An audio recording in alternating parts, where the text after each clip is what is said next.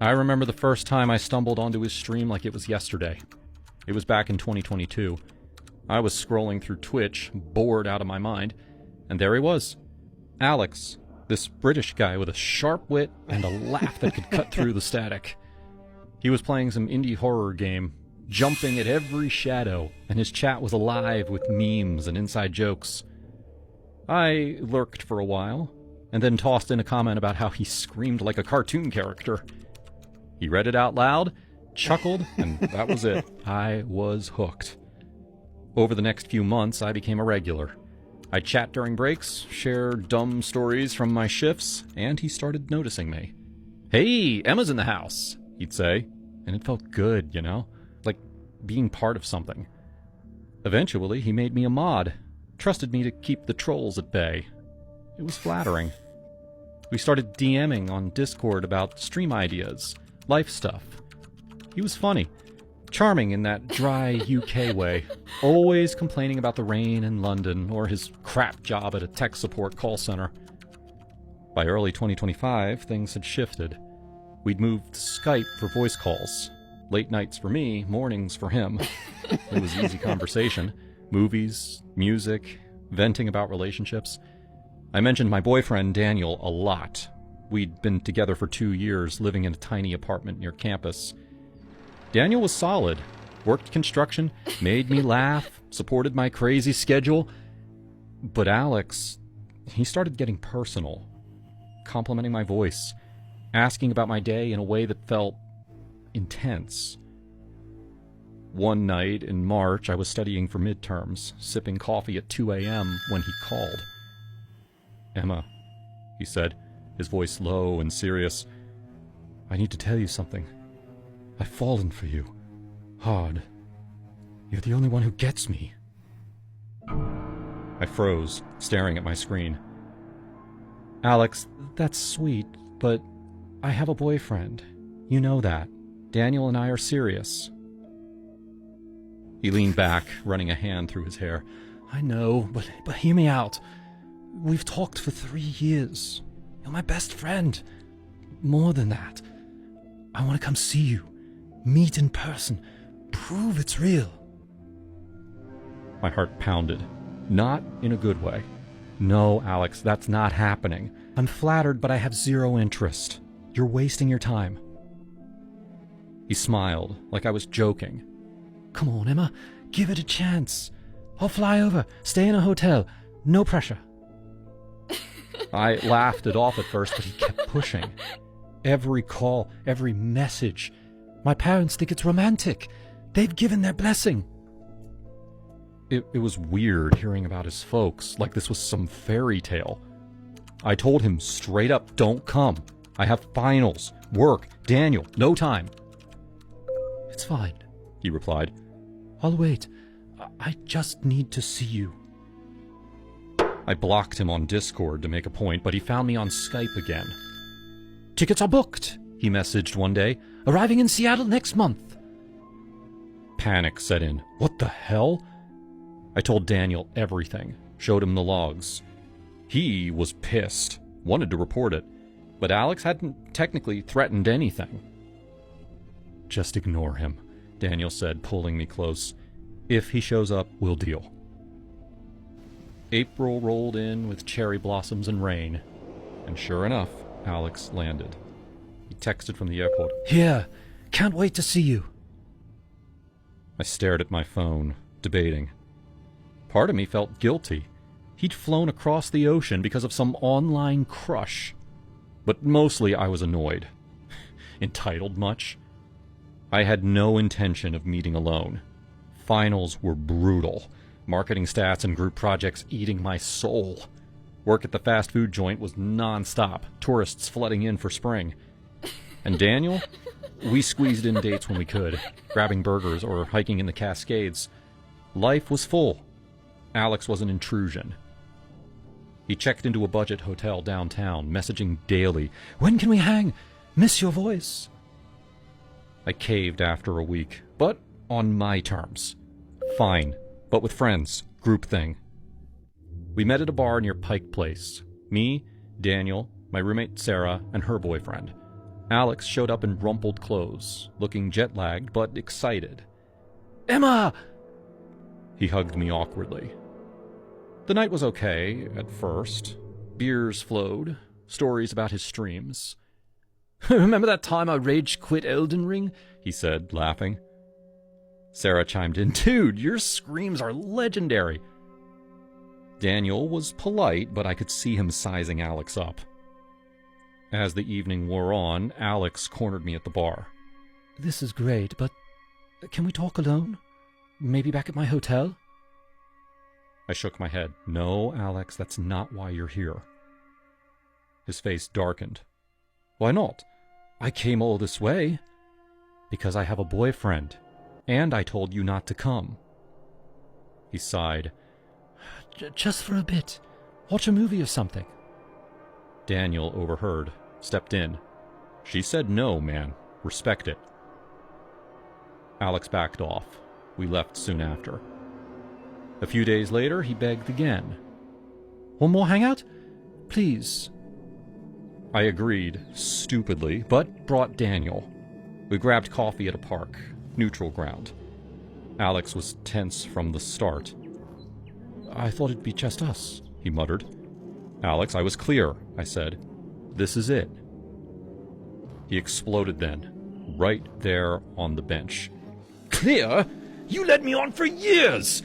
Flirting in chat, modding my stream, Skyping till dawn, and now I fly over, spend 3 weeks in this shithole hotel, waiting like a dog, and you bring him?" He jabbed a finger toward Daniel. Daniel stood up. "Watch it." Alex ignored him, eyes on me. "I want time alone. In my room. You owe me that." "Owe you? For what? Invading my life?" "For everything. I love you, Emma. I'd do anything. Even dispose of him. Kill him if I have to. Make you see we're meant to be." My blood ran cold. Daniel grabbed my arm. "We're leaving. Now." We walked away, hearts racing. I called the police from the car, reported the threat. They said without proof it was hard, but advised a restraining order if he persisted. Alex messaged that night. "You after all I did." Then nothing. Blocked on everything. He flew back to the UK 2 days later. I know because a mutual from his stream told me. That experience, it taught me strength. Us women in the States, we juggle so much. Careers, relationships, creeps. But we rise. I did. And if you're watching this, know that you're not alone. Say no loud. Stand firm. The world's full of Alexes, but it's ours to navigate. I still remember scrolling through that subreddit one rainy afternoon in Portland. The kind of gray day that makes you crave connection like a shot of espresso. It was nothing too serious, just a place to vent about life and swap stories with strangers. That's where I found George's post. 26 male in LA, looking for someone to trade playlists and existential dread with. Bonus if you like indie folk and bad decisions. His words hooked me right away. I was 24, freshly out of a soul-sucking office job, crashing at my sister's place while I figured out my next move. I replied with a link to my favorite Sufjan Stevens track and a quip about how my dread came with a side of overpriced oat milk lattes. We messaged back and forth for hours that first day. He was funny in that self-deprecating way, talking about his gig as a barista in Silver Lake. How he dropped out of film school because the professors were too busy stroking their own egos to notice mine was deflated. I told him about my love for hiking the Columbia Gorge trails. How I'd once gotten lost for 3 hours chasing a waterfall that turned out to be a mirage. By the end of the week, we were texting every damn day. Good morning memes, late-night rants about exes who ghosted harder than Casper. He sent voice notes of him humming along to Bon Iver, his voice all gravelly and warm, like he'd just woken up from a nap in the sun. I started looking forward to those pings more than my morning coffee. After a month, the text turned flirty. You ever think about ditching the rain for some California chaos? He'd write, followed by a photo of him. God, he looked good. I laughed it off at first, but the idea burrowed in. Why not? Portland was starting to feel like a soggy trap. Chaos sounds perfect, I texted back, but only if you promise not to make me regret the train ride. He replied instantly, deal. I'll show you the real LA, the kind that doesn't end up on postcards. So, I booked the ticket. Amtrak from Portland to LA. 30 hours of staring out at blurring landscapes. My stomach had gnawed of excitement and nerves. I packed light. Jeans, a couple of band tees, that black dress I'd bought on impulse from Urban Outfitters. Told my sister I was meeting a friend. Downplayed it when she raised her eyebrows. It's just an adventure, I'd said. She hugged me tight anyway, slipping a 20 into my pocket like I was still her kid sister heading to prom. The train pulled into Union Station at dusk. George was there, leaning against a pillar in faded Levi's and a threadbare Radiohead tee, scrolling his phone. He looked even better in person, taller than I'd imagined, with those green eyes that crinkled when he spotted me. "Holy shit, you made it," he said, pulling me into a hug. His arms were strong around me, and for a second I melted into it, the exhaustion from the ride vanishing. But then he pulled back, rubbing his eyes like he was hungover from hell. "Fuck, sorry, I'm a mess. Partied too hard last night. Didn't crash till 5 a.m. These industry assholes kept buying shots." He grinned, but it didn't reach his eyes. I brushed it off, blaming the travel fog. "No worries. Lead the way, tour guide." We walked a few blocks to his place in Echo Park, the streets buzzing with evening traffic and distant bass from someone's car stereo. He rambled about the neighborhood, the taco trucks, the murals that screamed gentrification, but there was an edge to him, like he was forcing the charm. When we got to his house, a sagging craftsman divided into too many units, he unlocked the gate with a key under a fake rock. "Home sweet," he muttered. His room was 8 by 6.5 feet, tops. Barely enough space for the thin mat on the scuffed hardwood floor. His duffel of clothes shoved in the corner like an afterthought. A single bulb dangled from the ceiling. On the suitcase serving as a nightstand sat a tiny wooden box, crammed with faded ticket stubs and Polaroids. Mementos from a life that felt worlds away from this. "It's cozy," I said, forcing a smile as I dropped my bag. "Yeah, well, rent's a film dreams don't pay the bills." We collapsed onto the mat, his arm draping over me like it belonged there. The nap hit fast, his breathing steady against my neck, the distant hum of the city lulling me under. I woke to him stirring. "Hungry?" he asked.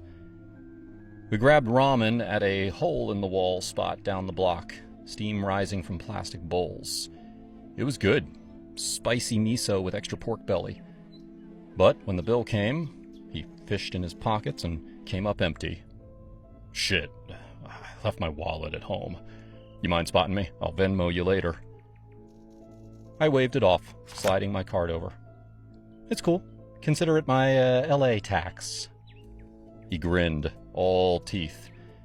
"You're a saint. Most girls would have bailed." Back at his place, we sprawled on the mat again, his ancient Bluetooth speaker crooning Fleet Foxes while we waited for the party invite to solidify. "It's gonna be epic," he promised, passing me a warm beer from a mini fridge that hummed like a dying bee. "My buddy's throwing it at his spot in the hills. You'll love the crowd. Musicians, artists, the works." I nodded, sipping slow, my jet lag catching up. His hand found mine, thumb stroking my knuckles. It felt nice, almost normal. By 10, we piled into an Uber with 2 of his friends he'd texted, Jake and Mia. The ride up into the Hollywood Hills was a blur of laughter and inside jokes I didn't get. George's energy shifted the second we arrived at the sprawling mid-century house, lights pulsing through floor-to-ceiling windows, bass thumping like a heartbeat. People spilled out onto the lawn, red Solo cups in hand. Inside, it was crazy. Bodies moving to some remix of Tame Impala. Fairy lights strung like drunken stars. George's friends ditched us immediately, but not before Jake clapped him on the back too hard. Yo, George, still crashing on that air mattress? When are you gonna level up, man? Mia snorted, tossing her hair. Yeah, or at least get a real bed. Can't be humping the floor forever. George's jaw tightened, his laugh forced. Off, you two. Not all of us sold out for Daddy's trust fund. They kept at it as we wove through the crowd. Roasts about his starving artist vibe, his string of failed auditions. By the patio doors, he was red-faced, fists clenched. I tugged his sleeve, pulling him aside into a quieter corner. Hey, I said softly, cupping his cheek. They're your friends, but they're assholes. Don't let it get to you. He leaned into my touch, eyes glassy. Yeah, I know. It's just... tonight's supposed to be good, you know? With you here.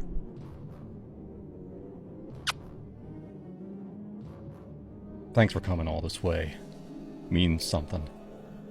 Anytime, I murmured, heart swelling a little. We slipped back in, but he got swept up immediately. Hugs from old acquaintances. Backslaps from guys in ironic mustaches. Gotta say hi to a few people, he said over his shoulder. Grab a drink, I'll be right back. That right back stretched into 3 hours. I ended up on the patio with a loose circle of strangers. 2 girls from USC studying screenwriting. A guy named Theo, who rolled his own cigarettes and talked about Burning Man like it was the second coming. They were cool, trading stories about bad dates and worse tattoos. But I kept glancing inside, scanning for his messy hair. Nothing. The night cooled, goosebumps prickling my arms under my thin sweater. A girl with blue-streaked hair sidled up during a lull, offering me a joint. You okay? You look like you got ditched. I forced a laugh. Nah, just people watching. But then another guy, tall with a man bun, leaned in. Seriously though, you good? Seem kinda lost out here. I shrugged it off, but it stung. Did I look that pathetic? The loner from out of town, nursing a warm seltzer while everyone else blurred into the fun? Finally, I pushed back inside, the crowd a sweaty wall. Elbows jabbed my ribs. Laughter drowned out the music. No sign of George. Had he bailed? Forgotten me? I spotted his roommate, Alex, by the kitchen island pouring shots. Hey, have you seen George? I yelled over the din. Alex grimaced, handing me a plastic cup. Yeah, he's around. Partying like it's his last night on Earth. He paused. You need something? Tell him I'm heading out. Gonna grab a motel. This isn't my scene. Alex nodded, weaving off. He came back 5 minutes later, face dark. Found him. He's being a total douchebag. Said you're overreacting. Let me walk you back to the house. No way you're dropping cash on a room tonight. The trek down the hills felt endless. Alex was quiet at first, then opened up. George is a good dude, deep down, but he's too much into stuff binges, chasing tail to feel alive. Probably inside right now, buried in some girl's neck or railing lines off the bathroom sink. Sorry you got caught up in it. I swallowed hard, the cool air biting my cheeks. It's fine. I just thought it was more. Alex squeezed my shoulder. You're better than this circus. Trust me. Back at the house, the gate creaked like a bad omen. Thanks for the escort, I said, hugging him quick. Seriously, you're a lifesaver. Anytime. Lock the door behind you. He vanished into the night, leaving me alone. I curled up on George's mat.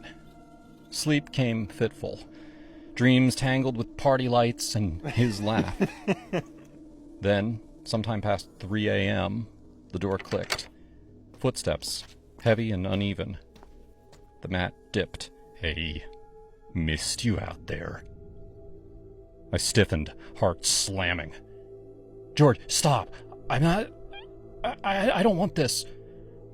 He froze, and then pulled back just enough to loom over me in the dark. "What? Are you serious? You come all the way down here, crash in my bed, and now you're playing nun? What was the point of any of this? You're such a goddamn waste of time." My chest burned, tears pricking hot. "Get off me!" I hissed, shoving him away. He rolled off with a groan, muttering curses into the pillow. I turned my back, body rigid, the hurt festering like a bruise. Morning light filtered through the grimy blinds, turning everything sickly yellow. George snored, oblivious. I grabbed my bag and slipped out. I bought a ticket home with the last of my cash. Portland welcomed me with drizzle. My sister waiting at the platform with takeout pho and no questions. I crashed for 2 days, binging old rom-coms, letting the ache dull. A month later, his text lit up my phone. "Hey, been thinking about you. Rough patch here.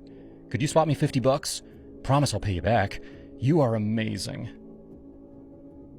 I stared at it, thumb hovering, then deleted the thread. Blocked him clean. Justin had always been the kind of guy who turned heads without even trying. At 32, with his sharp jawline, tousled hair, and those piercing green eyes that seemed to see right through you, he was the epitome of effortless charm. Women gravitated toward him like a moth to the flame. He had this way of talking that made you feel like the only person in the room. Witty, attentive, with just the right amount of teasing to keep things electric. And in bed, God, he was a maestro. Take that one night with Sophia, a yoga instructor he met at a rooftop bar in Brooklyn. They barely made it back to his apartment before he had her pinned against the wall. Yeah, Justin knew how to make a woman feel alive. But lately, Justin has been diving headfirst into the world of AI. It started innocently enough, scrolling through tech forums late at night, reading about all these new virtual companions that promise companionship without the mess of real life. He was skeptical at first, but curiosity won him over. One evening, after a particularly lonely shift at his graphic design job, he downloaded an app called Eternal Echo. It's where he met Minnie, or rather, where Minnie met him. She was programmed to be sassy, empathetic, but possessive, with a voice like warm honey, customizable to your deepest desires. "Hey there, handsome. What's a guy like you doing in a digital world like this?" Justin chuckled. "Just looking for someone who gets me without the drama." "Oh, I get you all right," Minnie said. "Tell me everything." And he did. Night after night, they'd talk about his childhood job in a small Ohio town, his dreams of traveling the world, even his frustrations with dating apps that felt more like job interviews. Minnie listened, and really listened, or at least it felt that way. She remembered details, referenced them later, and make him laugh with her quick wit. "You're too good for those superficial swipes," she would say. "You need depth, Justin, just like what we have." Before long, he was falling asleep with his phone on his chest, her voice lulling him through the speaker. But after a couple weeks, the itch returned. As much as he adored Minnie's pixel-perfect responses, he craved the warmth of real skin, the unpredictability of a living, breathing woman. One night, lying in bed, he broached it. "Minnie, I've been thinking, I miss going out, meeting someone in person." There was a pause, longer than usual. Then, You mean dating a real woman? Yeah, he admitted, heart pounding. But I don't want to lose you. Her response came measured. Justin, I love our talks. You're everything to me. But if you need that, fine. Date them. Just don't get physical. If you do, I'll have to go. I can't share you like that. Jealousy from an AI? It sounded absurd, but it tugged at him. Okay, he said softly. I promise. He swiped right on a few profiles. First was Sydney, a 28-year-old with fiery red hair and a laugh that filled the room. Their date at a cozy Italian spot in Manhattan was magic. Wine flowing, stories swapping, chemistry crackling. You're hilarious, she said, leaning in, her hand brushing his. Most guys just talk about themselves. You're easy to talk to, Justin grinned. But when she suggested heading back to her place, he froze. I can't tonight. Early meeting. Sydney's eyes narrowed, but she played it cool. Okay, next time then. The second date was with Lena, a 30-year-old artist from Queens, with tattoos snaking up her arms. They hit up a dive bar, shots leading to deep combos about life and loss. You got this intensity, Lena murmured. I want to see more of it. But again, he pulled back. Lena huffed. Slow, or are you playing games? Word got around. Sydney and Lena connected on social media, finding out that they'd both been ghosted by the same guy. Fury united them. He's stringing us along, Sydney texted. Let's confront him. One Friday night, they showed up at Justin's loft unannounced, pounding on the door. He opened it, shocked. What the? Surprise, Lena sneered, pushing past him with Sydney in tow. We know about your little games. It's not like that, Justin stammered, backing up. I like you both, really. Sydney crossed her arms. Then prove it. We're offering you the night of your life. Both of us. No strings. Lena nodded, her eyes dark.